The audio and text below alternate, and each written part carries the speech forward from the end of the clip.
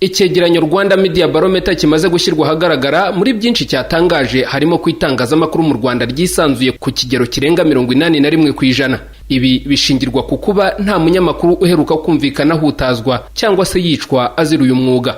Abanyamakuru batandukanye bagaragaza ko ubwisanzure buvugwa koko buhari mu gisobanuro cy'uko nta munyamakuru hutazwa mu Rwanda, ariko nanone ngo ubu bwisanzure bufite aho bugarukira. Uyu aragaruka ku kuba hari inkuru adashobora gutinyuka gutangaza. Ari umuntu wajyaga uvuga ngo ubundi umunyamakuru nuriho, ntabwo umunyamakuru ari uwapfuye. Bivuze ngo njye niba ndiho ndi buvuge nshobora kuvuga nti Yesu ubwo bwisanzure burahari, ariko se mvuga yahe makuru? Amakuru ntangaza niyo koko wenda abaturage bakeneye kumva, cyangwa se nyine hari icyo navuga nko kureshura hejuru, kanyura hejuru hanyuma ukihitira. Nanjye nigenzuye navuga ngo njyewe ahubwo 80% ndumva ari kenshi cyane, byakabaye biri nko kuri 50. Njyewe nkurikije uko mbibona, kuko ujya kubona ukabona igitangazamakuru cyo hanze kiraje kira breaking the story gishyize hariya, ariko wowe uri hano ukaba wenda wari unayizi, ariko ukabura aho ngaho uvuga ati sinshobora no gukoraho. Bivuze ngo hari ikintu nawe ubwawe wenda nta muntu wakubwiye, ariko umutima nama wawe kavuga uti hoya byari byo byose, ubwo haba hari impamvu. Ibivugwa n'uyu munyamakuru ntibitandukanye cyane n'ibya mugenzi we uvuga ko amateka y'u Rwanda n'umwihariko warwo bituma mu gutangaza inkuru yigengesera. Buri gihugu kigira amateka yacu, urabizi. Bitewe n'amateka y'igihugu hari ibintu utakwiye kuvuga kimwe no kwayivuga handi. Ibyo byose ni ibintu nakwiye kumenya.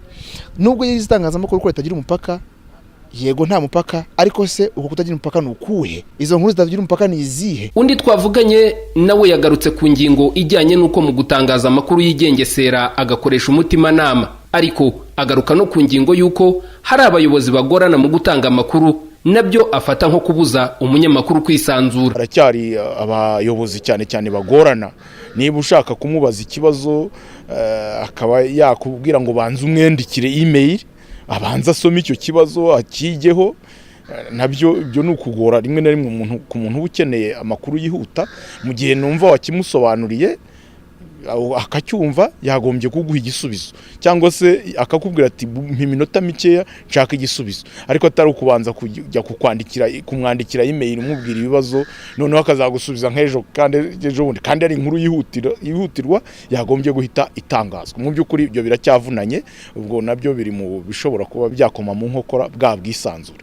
Inama y'igihugu y'itangazamakuru mu Rwanda ivuga ko ibibazo bishingiye ku kutisanzura abanyamakuru bafite ari bike ugereranyije n'ibyakemutse, ariko bavuga ko hari itegeko ryo kubona amakuru abanyamakuru batabyaza umusaruro. Urwo ni urugendo twatangiye dushingiye kuvugurura amategeko agenga itangazamakuru n'inzego zigamije iterambere ry'itangazamakuru. Turavugamo ishyirwa mu bikorwa cyangwa gutora itegeko riha uburenganzira abanyamakuru kugera ku makuru, rinaha n'inshingano abayobozi gutanga amakuru, noneho rigatanga n'uburenganzira ku banyarwanda guhabwa amakuru y'ibibakorerwa.